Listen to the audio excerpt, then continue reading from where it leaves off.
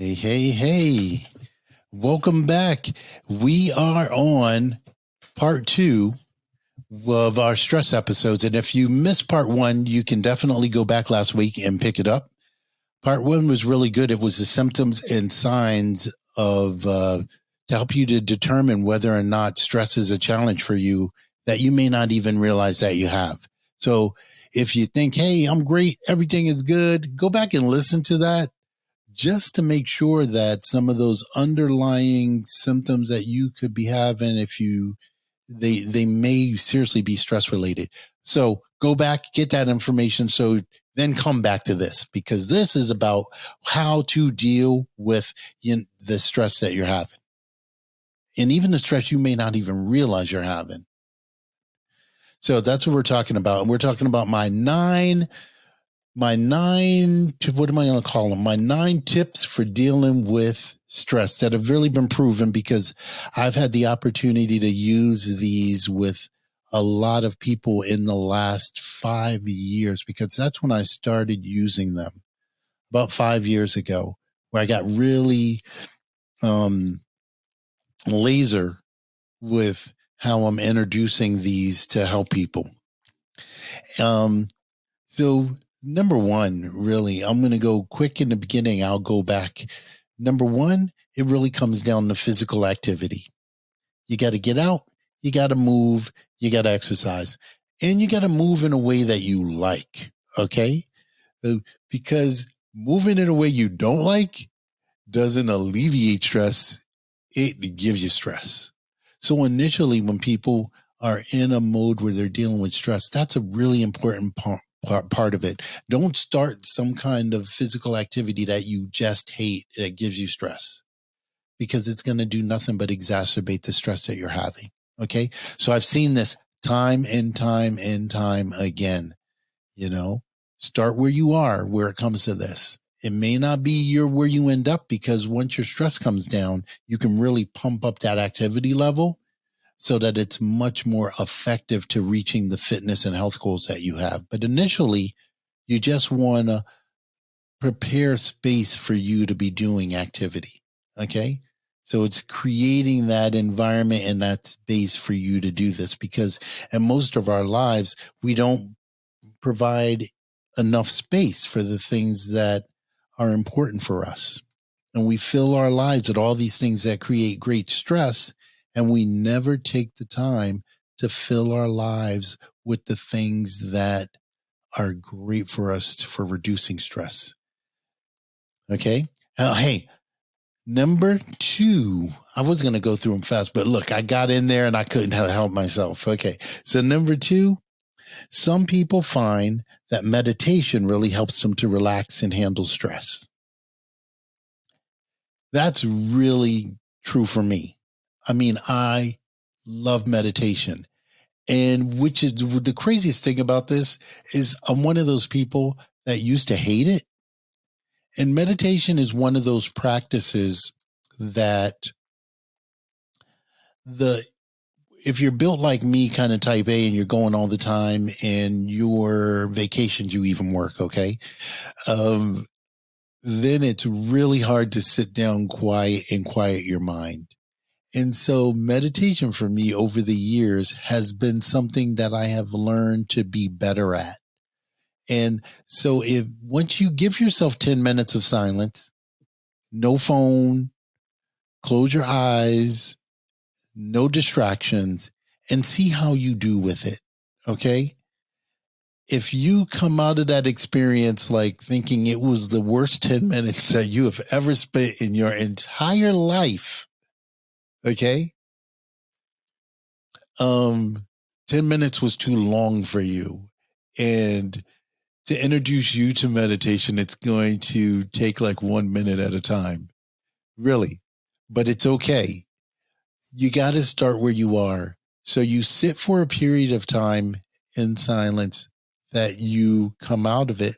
You set a timer and you come out of it and you go, okay, that wasn't so bad. Because like any training, you can't just run a marathon in one day. You really do have to build yourself up to it. And when it comes to meditation, It's one of them things that you build yourself up for. So don't get discouraged if 10 minutes is too long for you initially. Just know that that meditation muscle needs time to really grow and develop, and it's okay. Do not panic. Okay. And so many people panic. So I'm always telling them, don't panic with your meditation. Which is funny. It's designed to genuinely help you to relax and type A's go, oh my God, I didn't do it right. I'm failing at meditation. And which is kind of funny to me, but also I do see I see the challenge in it, and I can see, failing at anything is never good for a type A, so everything is personal and it's just tough. So, but I want to take the pressure off you. Okay. 1 minute and you're good. 2 minutes and see if it's good for you and do it that way. Okay. So the next one is going to be follow a healthy diet.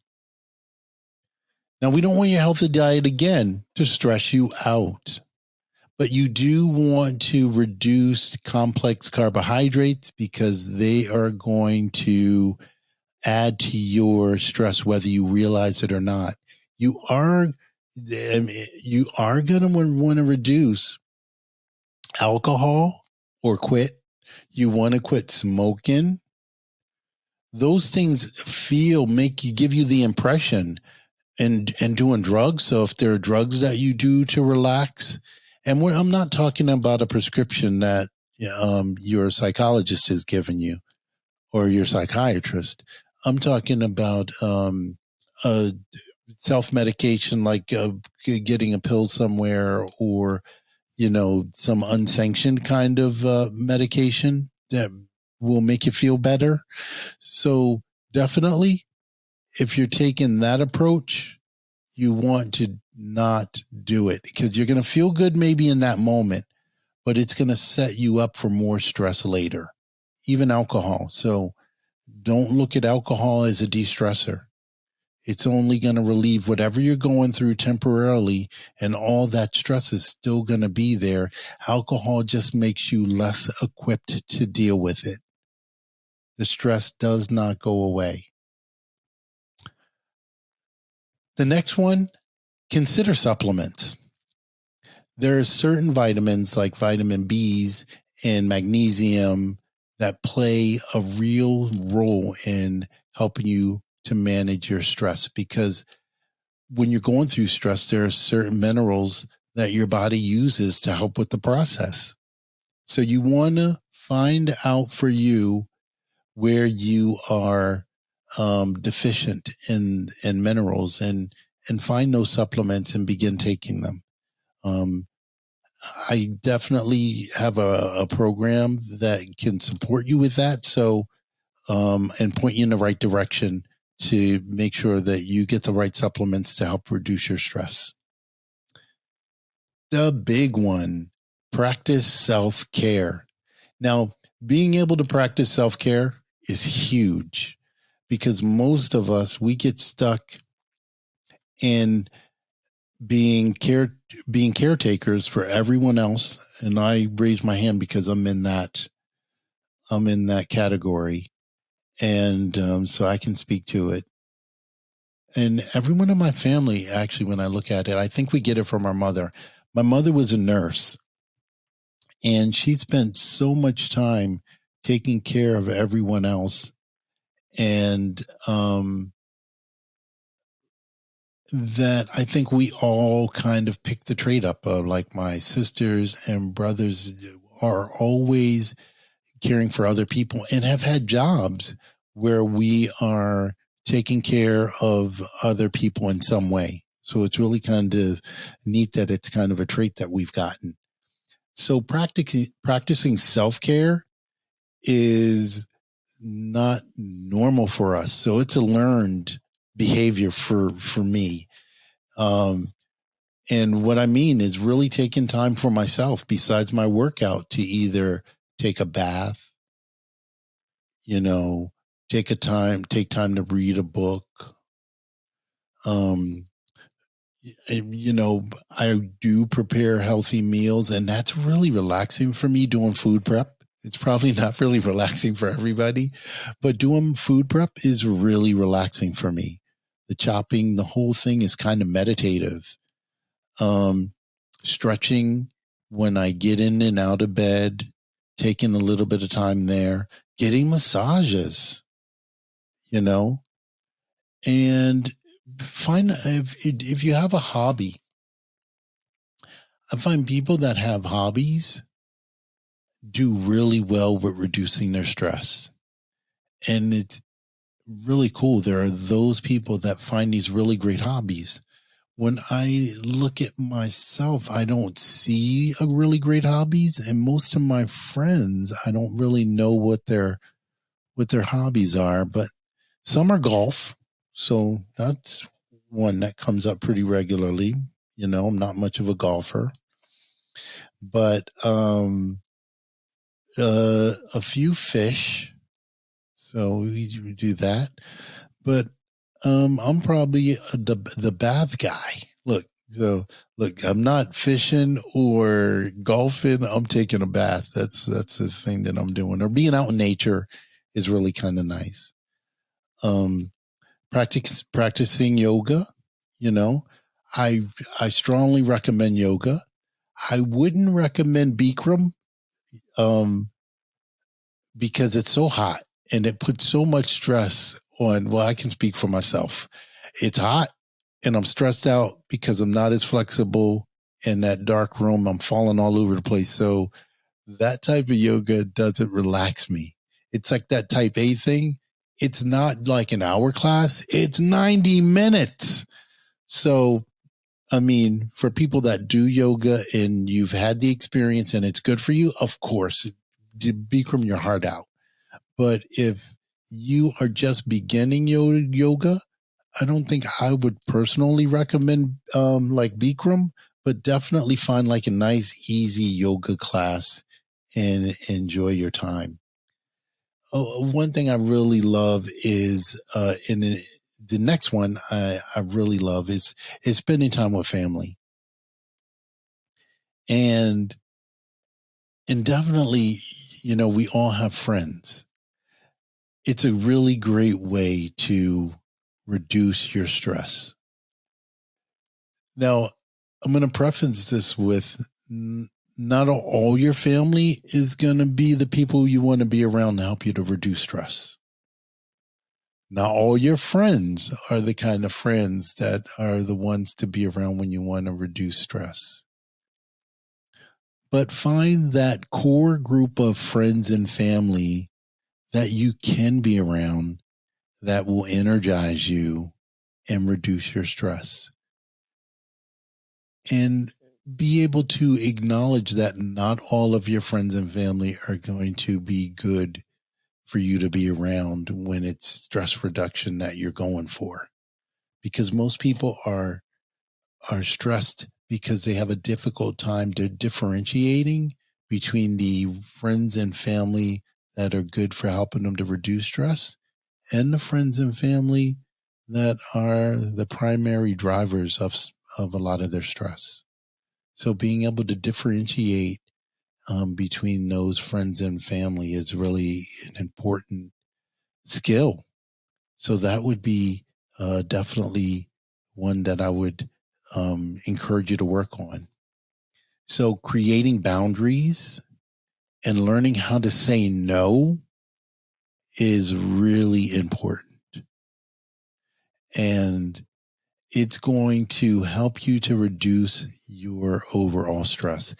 And so when I'm working with people, these are topics that we talk about during our sessions. So we go right through it.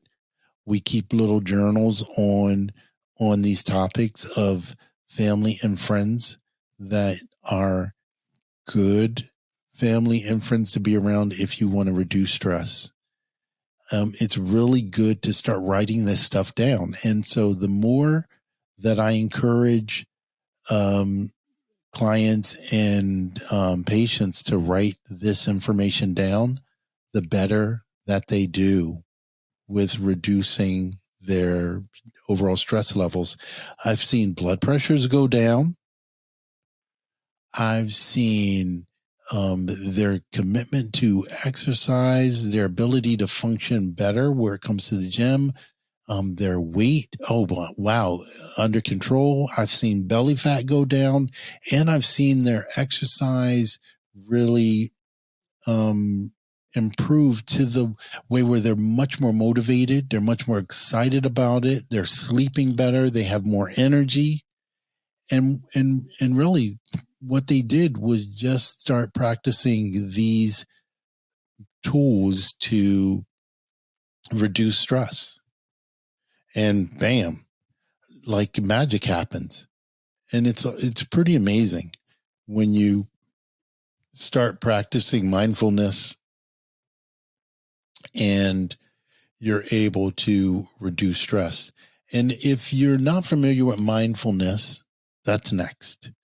Practice mindfulness. And that's really taking the time to really think about things as you're doing them and being in the moment. So if you're sitting down and you're eating, you want to be in the moment. You want to taste your food. You want to chew it. And you want to really have the experience. So I ask people all the time, when was the last time you sat down, you had a meal, you took your time to eat, you had really great conversation and, like uplifting, really wonderful conversation about great things that are happening in the world, and had that wonderful time to just have an incredible, relaxing experience? When was the last time? And it is, and not too many people go, oh, yeah, I do that regularly.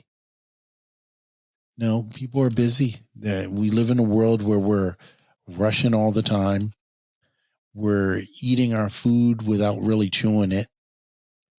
And we're swallowing big hunks of food that have a really difficult time digestion in our stomach. So really be mindful when you eat. Chew the food. Each bite you should chew at least 50 times. How many of us do that on a regular basis? I can raise my hand now to it because I have really improved, but it's something that I have to be mindful about because I'm one of those people that can easily be in a hurry regularly, and taking the time to really chew my food. And we're talking 50 times. You should pulverize that, whatever's in your mouth. It should be virtually liquid because your mouth is where your digestion begins. Also, human touch. So it can either be through massage or cuddle time, hugs. It also reduces cortisol. So have your hug buddies, have your friends that you can, have that kind of time with. And touch is great. So even making sure that you're having massage appointments, do those things to take care of yourself. It's really important to add that type of time in. The next one is deep breathing. Practice breathing. Most of us, when we breathe, we don't even use our lungs. I notice that even when people are working out, they're doing high intensity workouts without even breathing. So they're passing out, they're falling on the ground because they haven't taken the time to breathe. They're holding their breath. Their heart has to beat even harder, faster, and quicker because their body is trying to get oxygen. So I always recommend practice deep breathing. Now, don't practice deep breathing in a way where you aren't tracking it. I think when you're doing deep breathing, pay attention to it. Take notes about it. Keep a notebook for all the things that you're doing for your self-care, all the things that you're doing on a daily basis to reduce your stress.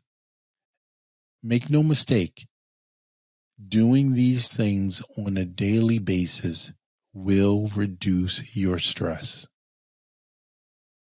I'm going to say that again.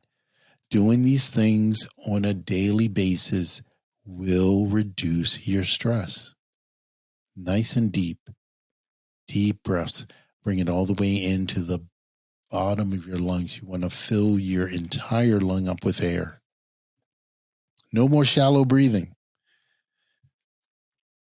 If you have a dog or a pet, oh my gosh, they're really great at reducing stress. So definitely, I wish I could have a pet. I lost my dog, about 4 or 5 years ago, but unfortunately, I'm not home enough.